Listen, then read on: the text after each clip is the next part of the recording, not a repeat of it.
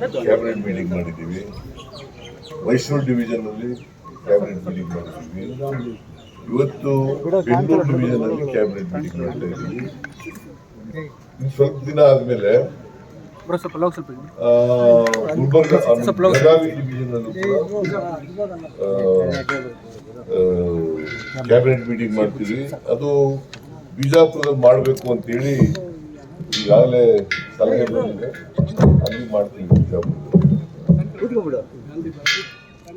ನಂದಿ ಬೆಟ್ಟದಲ್ಲಿ ಇವತ್ತು Bengaluru division cabinet meeting. ಬರೀ ಚಿಕ್ಕಬಳ್ಳಾಪುರ, ಕೋಲಾರ, ಬೆಂಗಳೂರು ರೂರಲ್ ಅಲ್ಲ, ಬೆಂಗಳೂರು ಡಿವಿಷನ್, ರೆವಿನ್ಯೂ ಡಿವಿಷನ್. ಈ ಭಾಗದ ಜನದ ಏನಾದರೂ ನಿರೀಕ್ಷೆಗಳು ಸರ್? ನೋಡಪ್ಪ, ಕ್ಯಾಬಿನೆಟ್ ನಲ್ಲಿ ನಾವು ಏನು ಹೇಳಿದ್ದೀವಿ ಅಲ್ಲ, ಬಜೆಟ್ ನಲ್ಲಿ ಏನು ಹೇಳಿದ್ದೀವಿ, ಆ ಬಜೆಟ್ನ ಕಾರ್ಯಕ್ರಮಗಳನ್ನು ಇಲ್ಲಿ ಮಾಡ್ತೀವಿ. ಸಣ್ಣ ಪುಟ್ಟ ಬೇಡಿಕೆ ಕೆಲಸಗಳಿದ್ರೆ ಈ ಜಿಲ್ಲೆಗಳಲ್ಲಿ ಮಾಡ್ಕೊಡ್ತೀವಿ. ಸರ್, ತಾವು DCM ಅವರಿಂದ ಶಕ್ತಿ ಪ್ರದರ್ಶನ, ಒಗ್ಗಟ್ಟಿನ ಪ್ರದರ್ಶನ ಮಾಡಿದ್ರೆ, ಆದ್ರೂ ಕೂಡ ಬಿಜೆಪಿ ಅವರು ನಂಬ್ತಾ ಇಲ್ಲ. ಸೆಪ್ಟೆಂಬರ್ ಅಲ್ಲಿ ಚೇಂಜ್ ಮಾಡ್ತೀರಿ ಅಂತ ಪದೇ ಪದೇ ಹೇಳ್ತಾರೆ. ಬಿಜೆಪಿ ಅವರು ಯಾರು ನಂಬಲ್ಲ, ನೀವೇ ನಂಬಲ್ಲ. ಬಿಜೆಪಿ ಅವರು ನಂಬೋದೇ ಇಲ್ಲ. ಅವರು ಯಾವಾಗಲೂ ಸುಳ್ಳು ಮಾತ್ರ ನಂಬ್ಕೊಳ್ಳೋದು, ಸತ್ಯ ಯಾವತ್ತೂ ನಂಬಲ್ಲ, ನೀನು ನಂಬಲ್ಲ. ಅದರಿಂದ ಬಿಜೆಪಿ ಅವರು ಏನ್ ಹೇಳ್ತಾರೆ ಅನ್ನೋದು, ಅವರು ಸುಳ್ಳು ಹೇಳೋದ್ರಲ್ಲಿ ನಿಶೀಮರು. ಬರೀ ಸುಳ್ಳೆ ಹೇಳೋದು, ಅವರು ಸತ್ಯ ಹೇಳೋ ಗೊತ್ತೇ ಇಲ್ಲ ಅವರಿಗೆ.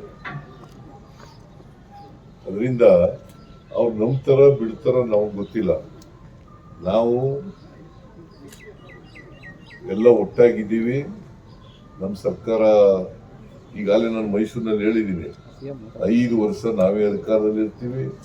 ಕಲ್ಲು ಬಂಡೆ ತರ ಇರ್ತದೆ ನಮ್ಮ ಸರ್ಕಾರ, ಗಟ್ಟಿಯಾಗಿ.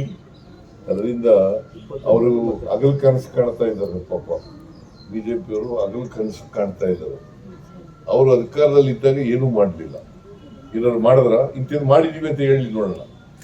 ನಮ್ಮ DK ಶಿವಕುಮಾರ್ ಹೇಳ್ತಾನೆ, ಸಾಕ್ಷಿ ಗುಡ್ಡೆ ಕೊಡಿ, ಬಿಟ್ಬಿಟ್ಟು ಹೋಗಿ ಅಂತ. ಏನ್ ಸಾಕ್ಷಿ ಗುಡ್ಡೆ ಬಿಟ್ಟು ಹೋಗಿದ್ದಾರೆ ಅವರು? ನೀರಾವರಿ, ಇರಿಗೇಷನ್ನು, ಆಮೇಲೆ ರೂರಲ್ ಡೆವಲಪ್ಮೆಂಟು, PWD, ಆಮೇಲೆ ಎಜುಕೇಶನ್, ಆಮೇಲೆ ಹೆಲ್ತ್. ಎಲ್ಲಿ ಬಿಟ್ಟಿದ್ದಾರೆ? ಯಾವ್ದು ಬಿಟ್ಟಿದ್ದಾರೆ ಹೇಳಿ ನೋಡೋಣ. ಅಧಿಕಾರ 4 ವರ್ಷ ಸರ್ಕಾರದಲ್ಲಿ ಇದ್ರು. ಕುಮಾರಸ್ವಾಮಿ ಒಂದು ಸಮ್ಮಿಶ್ರ ಸರ್ಕಾರದಲ್ಲಿ 1 ವರ್ಷ 2 ತಿಂಗಳಿತ್ತು. ಏನ್ ಮಾಡಿದ್ದಾರೆ ಅವರು? ಏನು ಮಾಡಿಲ್ಲ. ಸುಳ್ಳು ಹೇಳ್ಕೊಂಡು ಜನರಿಗೆ